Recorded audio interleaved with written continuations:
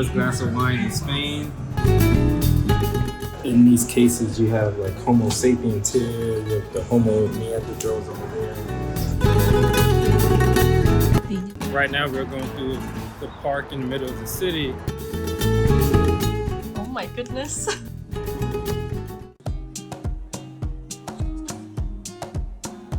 Alright, so we made it to Madrid early in the morning. Speed for some food before meeting up with our couch surfing host. Interesting but super cool dude. Breakfast was not good, but it was from a touristy street. Showered, took a nap, and then enjoyed the city a little at night before coming for some food. So, first glass of wine in Spain. We have our first meal in Spain as well. This beef looks so good. It's like marinated in like apple juice or something. Juicy. We got prawn risotto right here. It smells so good.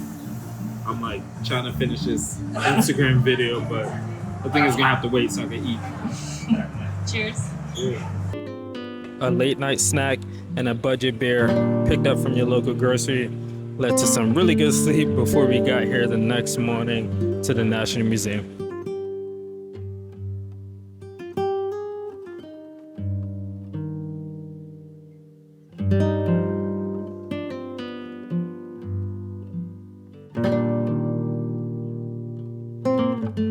McKinney was like, yo, why they got a mirror here to show the butt?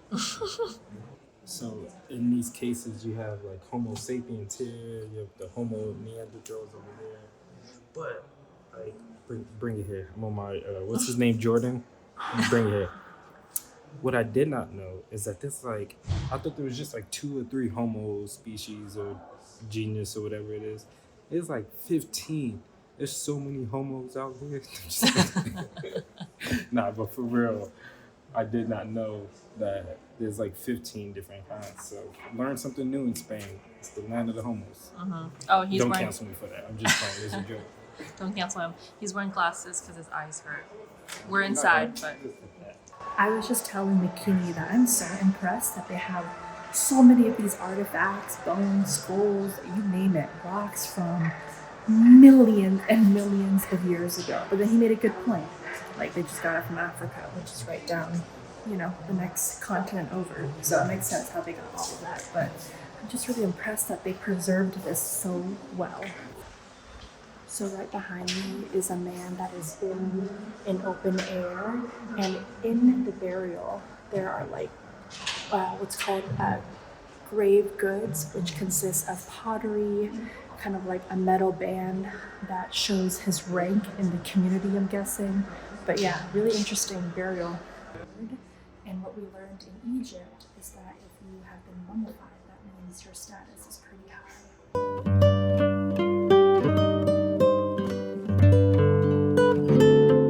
It's funny because I'm always thinking like, when are we gonna learn? So it was just talking about, I'm about to go into that section there. I kind of jumped ahead. I usually like going to museums in order, but I turned left instead of going right. So I know a little bit about what it says in that other section. So I already went into that other area over there, but it was just crazy because obviously I know the Romans took over this land, but before that, I think it was the Carthage Empire, so the Carthagins, and which are from like Northern Africa and Tunisia. And what was said, it was right before the Romans took over, some of the politicians or people from the Carthage Empire, before they took over like the southern part of Spain and majority of where the culture is, because all of that was along the sea and that's usually where things came from. They pretty much said that if the people in that area, so the Iberian people, banded together, there's no way that they should have been able to take over. And that just goes to show the power of the people. When the people aren't unified, people can just come in and empire after empire, or nowadays governments after governments can just do what they want to do.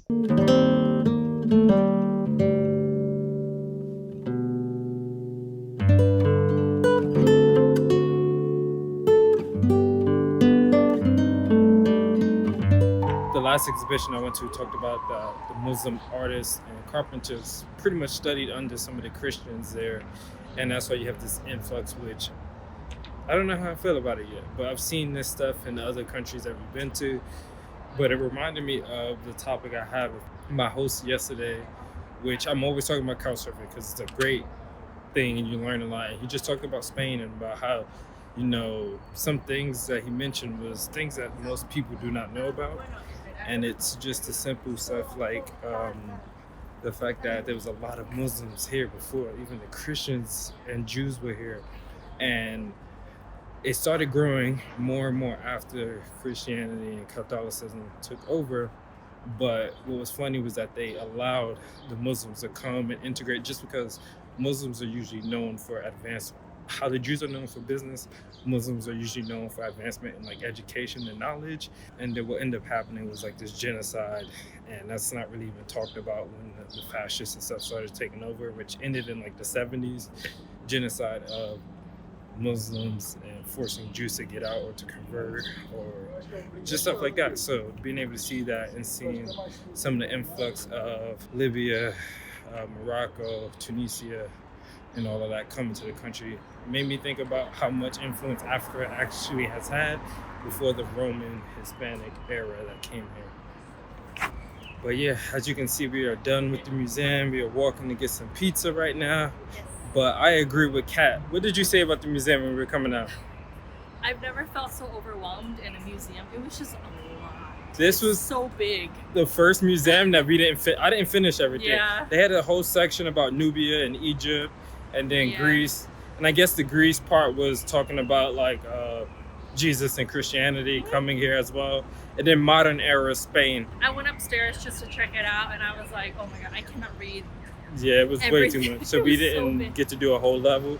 We spent about 2 hours there. No, it's we spent 3 hours. It's 5. What time did we get there? At 2. Yeah. We spent almost 3 hours there. It was a lot. Yeah. And the crazy thing is that there's so many museums in Spain, and even in Madrid in this area. And I had plans to go to like 3 or 4, but I think we're going to get like 2. Yeah, maybe 3. We are gonna go to another one in like 3 hours, or actually not even 3 hours, in like 2 hours. Yeah, because it's free. This one is free on Saturdays and Sundays, or just Saturdays? Saturdays and Sundays. Man, look at the Madrid Archaeological, what's the N stand for? I don't know what it stands for. It's in Spanish, but it's free after 2 p.m. until they close, I'm pretty sure. And then the one we're gonna go to later is actually one of the big ones, more in the city center. Yeah. And that one is free from 6 to 8 p.m. You just have to stand in line. Every day. So we're gonna stand in line after we get pizza.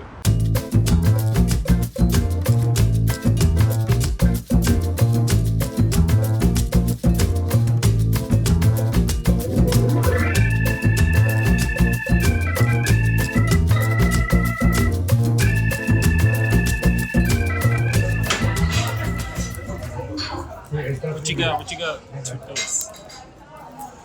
I don't know. Chocolate.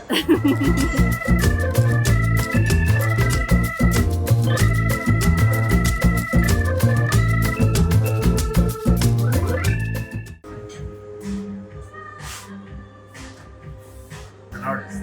Yeah. One of the best pizzas in Madrid. Oh yeah. Gravity came then.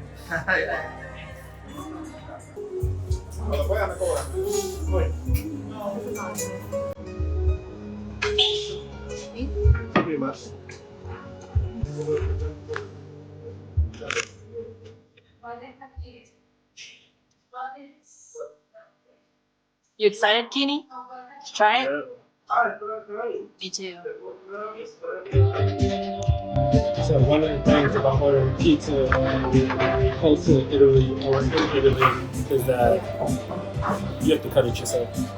It doesn't come pre-cut, not like in America or anywhere else in the world, Asia, as in cut it yourself.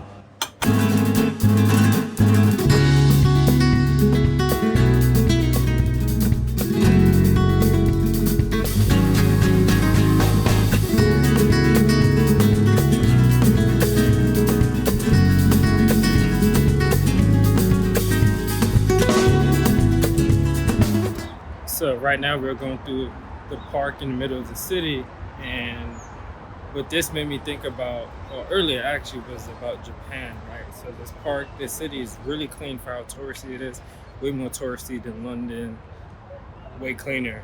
And it's probably on the level of Japan. The difference here is that in Japan, they don't have garbage cans at most shops, or even at like on the side of the corner. whereas that's common in the US. That's what shocked me actually. That's common in Southeast Asia as well. But here they have a lot of garbage cans. I think this is the most garbage cans of any city I've ever been to. Like they're so spread out, and there's people actually cleaning the city right now. There's all spread out. You see 2 of them right here working in this little area that I just passed earlier today. You know what they say, there's always multiple roads that lead to the same destination, and these are perfect examples of 2 countries that have 2 separate ways of attacking the problem of pollution and trash. One, no garbage cans, so you're expected to take yourself all the way back to your house, carry a bag with you, and most of the time people don't want to have trash, or they don't even take stuff to go. Or this country who has trash cans everywhere so that people can throw it in the trash rather than litter. People actually follow through with that. And they have people working on it and cleaning it up frequently so it doesn't overflow or so animals don't get into it at night. They also collect the trash in the city at night and not in the morning, whereas in a lot of places it's like a few times a week or once a week, and it's in the morning. So if it's sitting overnight, that leads to people going through trash for collecting like plastic to donate or to get money for, or animals trying to get food.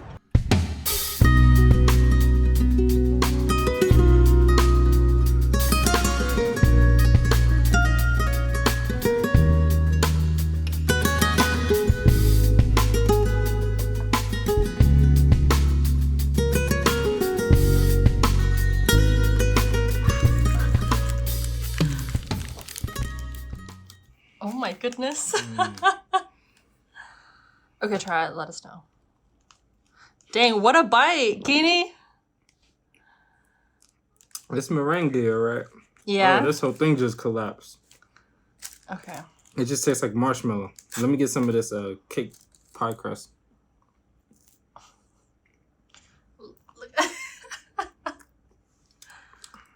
Ooh. That's far too sweet. Yeah. It just tastes like marshmallow with honey pie crust. I need to make some coffee. I'll be back. This is crunchy. I'm just gonna use my hands, whatever. It's not. When it's like this, it don't pick up sound.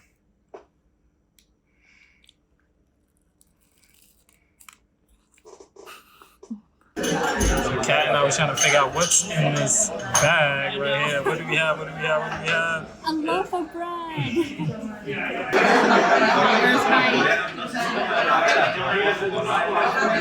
First bite.